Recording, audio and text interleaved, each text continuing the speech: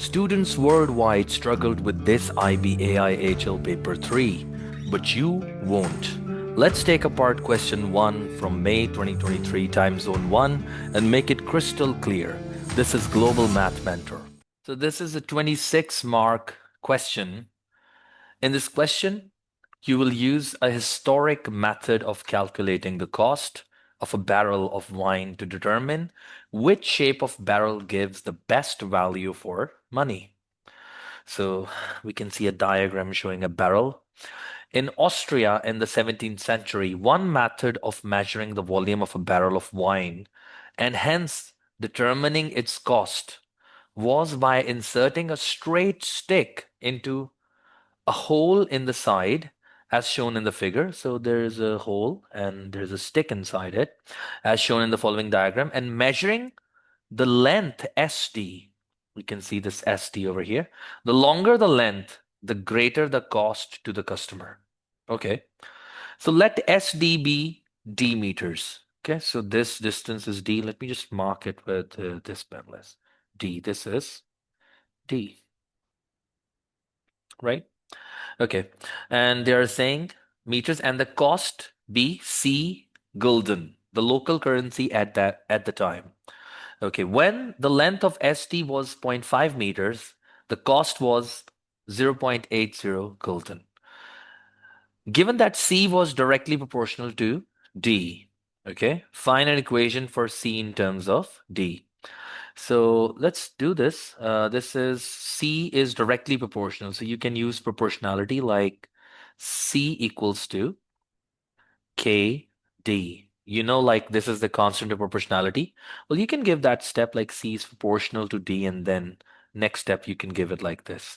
C is KD. So we know that C is gulden, the currency, and D is the SD, and SD is like the length SD, this point. Okay, so I'm going to be putting this value and this value to get the constant of proportionality, and then I can give the relation C in terms of D. Okay, let's see. This will be 0.80 equals to K times a 0.5, right? So this implies that K is going to be 0.80 over 0.5. Okay, let's get the calculator and check this value. So 0.80 divide 0.5, and that's going to be 1.6. That is 1.6. Hence, I can give that C is a 1.6 D. That is the first part. A particular barrel of wine costs 0.96 gulden. B part, show that D is 0.6. So we have a relation already, C equals to 1.6 D. I can use that same relation, put C equals to 0.96 and divide by 1.6, and this is going to be, let's see, what do we get for D? So I can just put 0.96 divide 1.6, and this is going to be 0.6. Hence, shown. Okay.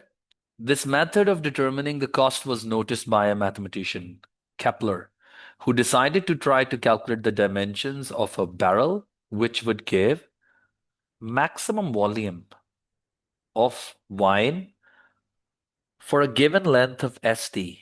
Okay, it's the same SD length. Initially, he modeled the barrel as a cylinder with S as the midpoint of one side.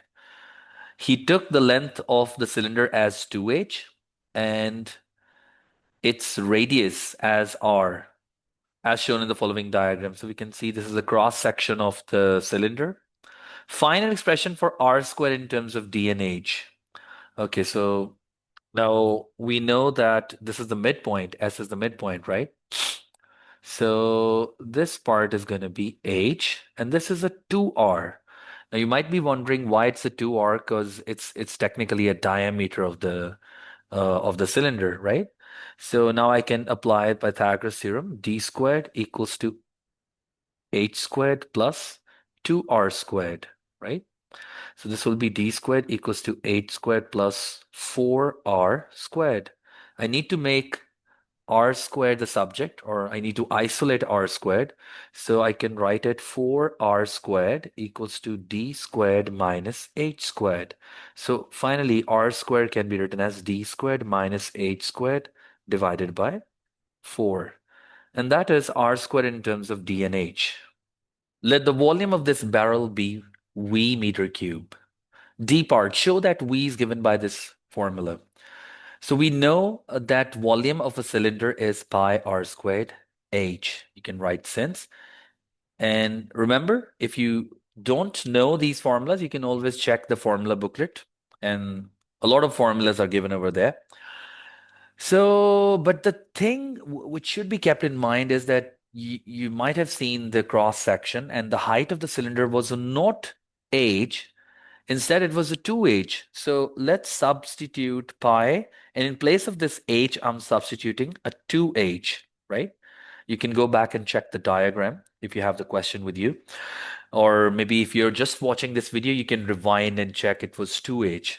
And you've seen that the relation that I'm trying to show does not have r squared. And what did we find in the previous part? So r squared was given as d squared minus h squared divided by 4. Let's substitute this value in place of r squared, this r squared, right? So I can put it d squared minus h squared divide 4. It doesn't matter in which position you write it, since multiplication is commutative, so you can write it anyway. So 2 cancels this 4, and I can write a pi over 2.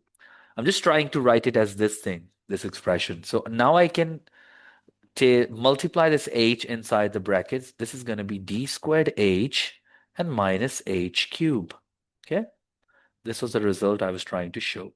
The remainder of this question considers the shape of a barrel that gives the best value when d is equal to 0.6. Okay, E1, use the formula from part D. That's the reason I've kept this D part formula over here. Use the formula from part D to find the volume of this barrel when H equals to 0.4. So let's find this value, E1. Okay, I'm going to be doing it here, E1. So pi over 2, volume's value. And in place of D, I know that D is now a 0.6. So let's put the value 0.6 squared. And H is a 0.4. And minus a 0.4 cubed. Okay, so now I need to substitute this value inside my calculator. So let's see, 0.6 squared times a 0.4 minus a 0.4 cubed times pi over 2. Okay, so I'm getting a pi over 25, or maybe you can give a 0.12566. 0.12566. Approximately, you can give it 0.127. And sometimes, I mean, if by chance a question says exact value, then you can just give a pi over 25. Okay, the exact value. So this is the volume. So I can put a meter cube over here, right? Since the dimensions were given in meter. All right, next part, 2. E2. Use differentiation to show that h is this when dv over dh is 0. So I need to find the first derivative of that expression, dv over dh, and then I'll put it equal to 0. So pi over 2 is just a constant, so you do not need to differentiate it. So is d squared in this case, since I can just put its value, which is a 0.6 squared. That's a 0.36. So let's just write it pi over 2, a 0.36 h minus h cube. Okay. So this is a 0.36, and derivative of h with respect to h is 1 minus h cube's derivative is going to be 3h squared. Now let's just put it equal to 0. So when you put it equal to 0, this thing go away. 0.36 minus 3h squared will be 0. So 3h squared is going to be 0.36. H squared is going to be 0.36 divide 3. And then h will be We know that 0.36 divide 3 is a 0.12, and you can put a square root since you're trying to find h. There we go. So we have just shown what was required in part E2. When you find the first derivative, put it equal to 0. And technically, this was like, when do you put the first derivative equal to 0? Does it ring a bell? Do you remember? It's all about finding the stationary value, right? And then later we can determine whether it's a max or a min. Let's see what the question offers in the next part. Given that this value of h maximized the volume, so the value was h equals to square root of 0.12, and they're saying this maximizes the volume. So we don't need to find the nature since they have already mentioned that it maximizes the volume. Find the largest possible volume of this barrel.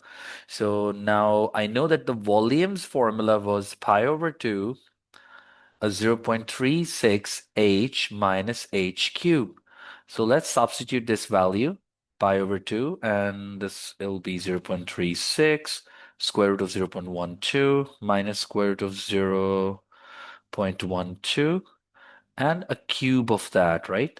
So this I just need to put it in my calculator. So let's see. It's going to be shift pi over a 2.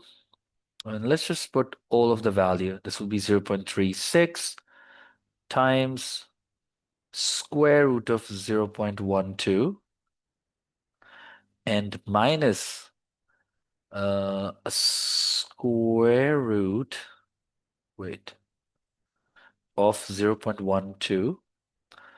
And outside the bracket, there is a cube on it, right? And let's bracket close. So this is a big step. Always check like what you have substituted inside your gallery. Yeah, this looks fine. Okay, let's get it. 0.13059, 0.13059, 0.13059, approximately 0.131 meter cube. So that is the maximum possible volume. Kepler then considered a non-cylindrical barrel whose base and lid are circles with radius 0.2 and whose length is 0.8. He modeled the curved surface of this barrel by rotating a quadratic curve ASB. So this ASB is a quadratic curve with equation y is equal to ax squared plus bx plus c, which is the standard form of a quadratic function. And the x domain is given 0 to 0.8 about the x-axis. Okay. The origin of the coordinate system is at the center of one of the circular faces as shown in the following diagram. S is the vertex of the quadratic curve and ST is 0.6, the same stick which was there initially.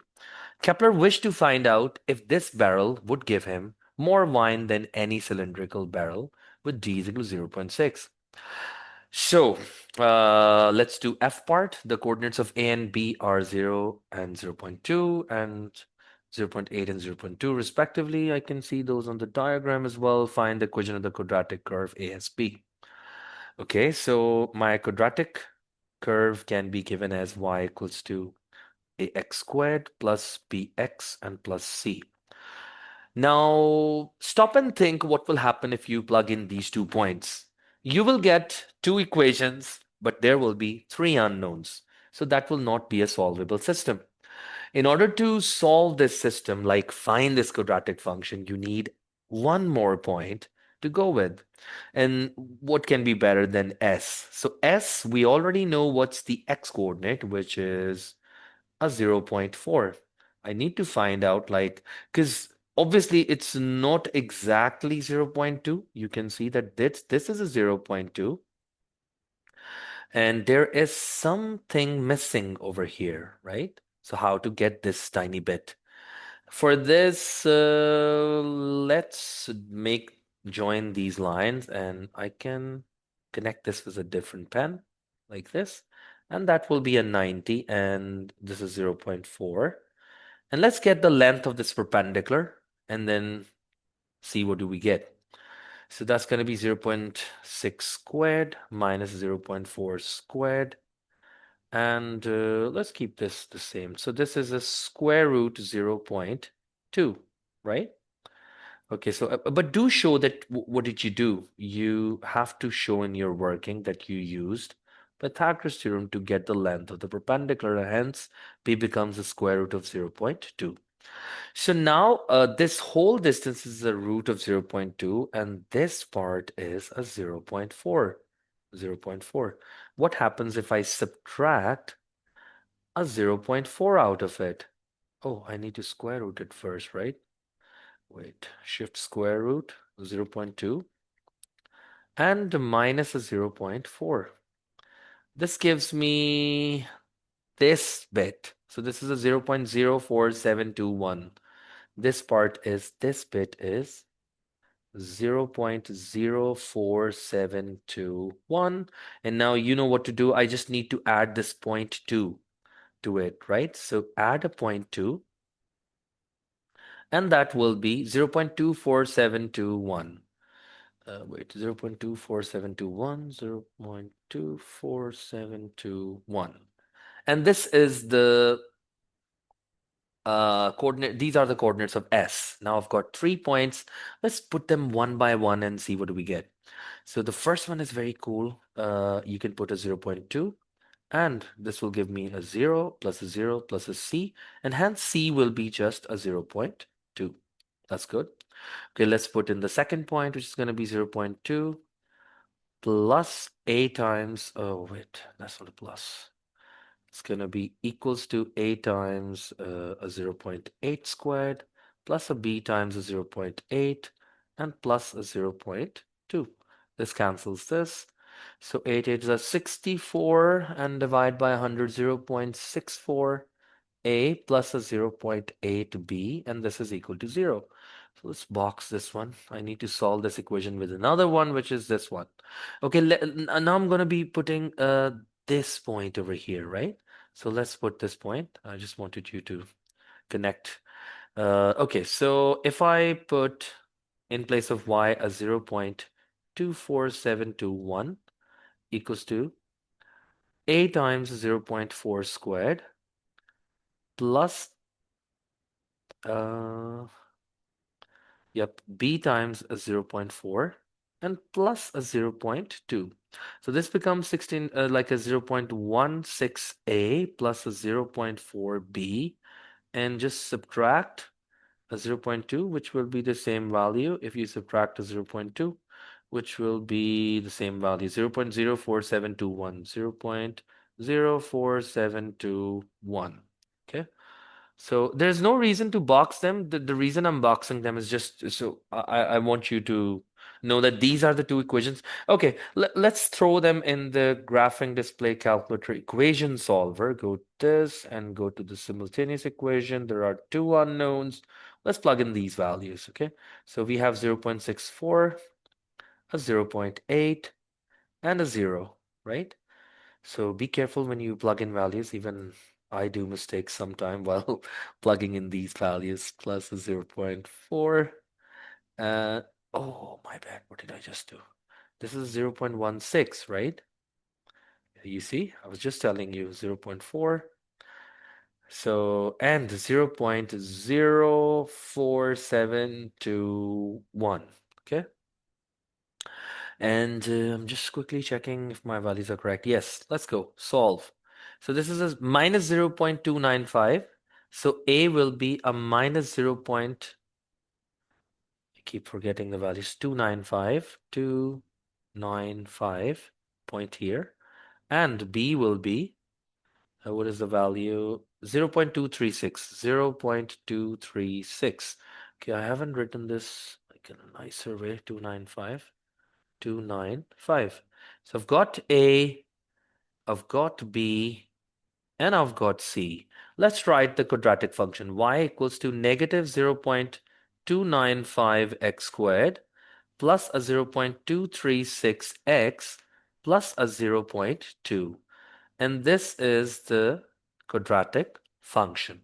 Part G. Show that the volume of this barrel is greater than the maximum volume of any cylindrical barrel with D is equal to 0.6.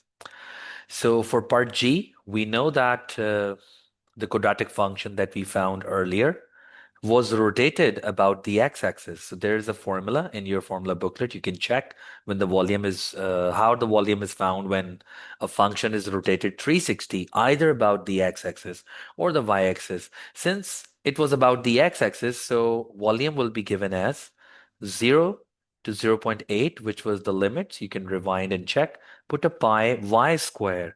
What was the quadratic function? Minus 0.295 x squared plus a 0.236x and plus a zero point 0.2 and dx. Now stop and listen to me carefully. You should be giving more decimal values over here. This was just an exact one, 0.2, but I didn't record it. My bad. So when you are performing on an actual exam, the reason is that if you use already rounded three significant answers, you might get a premature rounding error, which is also that mark is also deducted, right? So let's just put this in the graphing display calculator and check like what's the volume. So I'm going to math and go to this integral. So maybe you can put the limits first, 0 and 0.8, and now put wait, a pi, shift pi.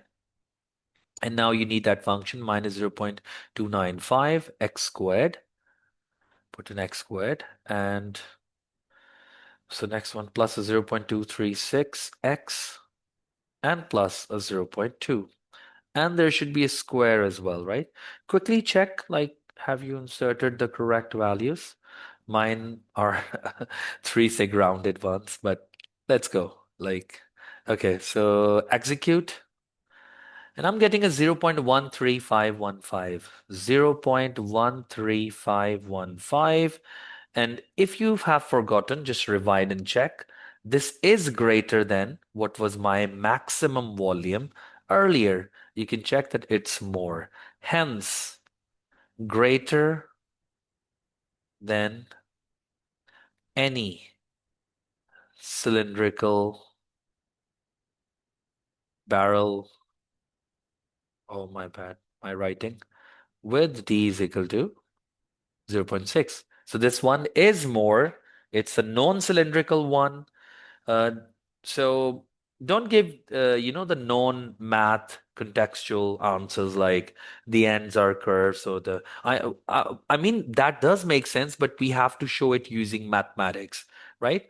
H part, state one assumption not already given that has been made in using these models to find the shape of the barrel that gives the best value.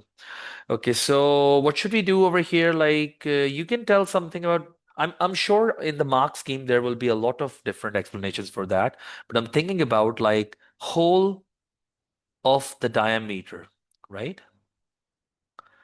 Whole of the diameter, like you can say that that assumption, like it's not taken into consideration, or maybe you can say that the thickness of the stick, you can say, or I mean, or you just need one thickness of stick you can say is, let's say, ignored or like not considered, right?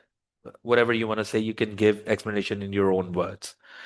Okay, and that's the full solution for question one. Hope it made things clearer. Let me know in the comments how confident you feel about paper three now. And this is Global Math Mentor over and out.